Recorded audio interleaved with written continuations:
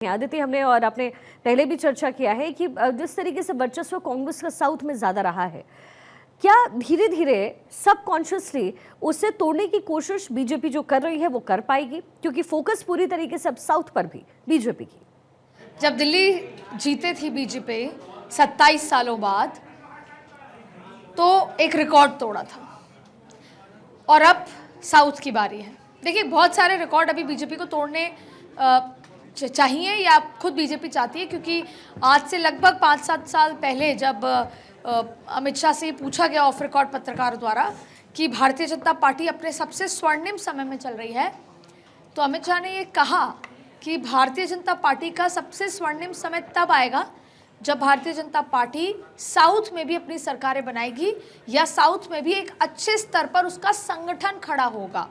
ये तब की बात है जब अमित शाह राष्ट्रीय अध्यक्ष थे और उन्होंने जब शिफ्टिंग हो रही थी कि वो राष्ट्रीय अध्यक्ष का कार्यकाल उनका खत्म हो रहा था, तब वो कह रहे थे कि मुझे 300 दिन और चाहिए कि मैं साउथ में जाऊं, दौरे करूं और संगठन खड़ा करूं, और अब वो समय आया है।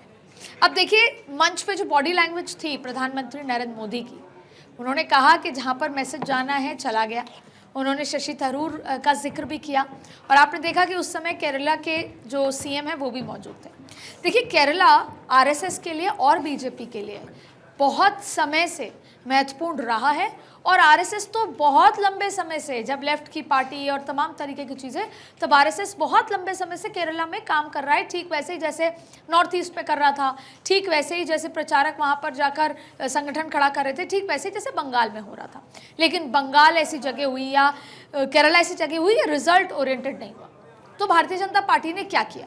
मंच पे जो हुआ वो प्रधानमंत्री का कॉन्फिडेंस नजर आ रहा था, लेकिन इसके पीछे की कहानी देखिए, सबसे पहले जो पिछले चुनाव हुए थे, लोकसभा भी केरला का या विधानसभा जब पिछले हुए, तो जाहिर तौर पे हिंदुत्व वाली पार्टी कही जाने वाली भारतीय जनता पार्टी को ये था कि हिंदू वोटर पूरा उनके साथ आएगा, लेकिन उस तरीके से रिजल्ट नहीं मिल पाए।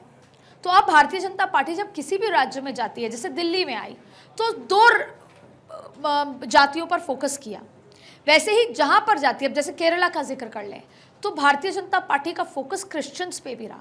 अब आप सोचिए, मुस्लिम, क्रिश्चियन और हिंदू वोट बैंक वहां पर है, उसमें अगर हिंदू और क्रिश्चियन भारतीय जनता पार्टी के साथ आ जाते हैं तो किस तरीके का गेम होगा। लेकिन इस राजनीतिक बात शुरू करने से पहले शिखा, एक सबसे महत्वपूर्ण बात है कि हर राजनेता या हर पॉलिटिकल पार्टी का एक स्टाइल ऑफ वर्किंग होता है। नरेंद्र मोदी के स्टाइल ऑफ वर्किंग में, जब वो विदेशों में जाते हैं, जब वो छोटे देशों में जाते हैं, तो एक बड़े भाई की भूमिका में जाके कहते हैं कि रुको, तुम्हारी इकोनॉमी बढ़ाने में मैं मदद करूंगा। जैसे कि कोरोना के दौरान प्रधानमंत्री मोदी ने वैक्सीन बनाई और छोटे देशों को, बड़े देशों को दी। बड़े भाई एड देते हैं, वो मदद देते हैं, व्यापार बड़ा करते हैं। उनको भी लगता है कि भारत के साथ जुड़ेंगे तो व्यापार बड़ा होगा, फिर सांस्कृतिक रिश्ते होते हैं, फिर जाके वो ट्रेड का रिश्ता मजबूत और होता है।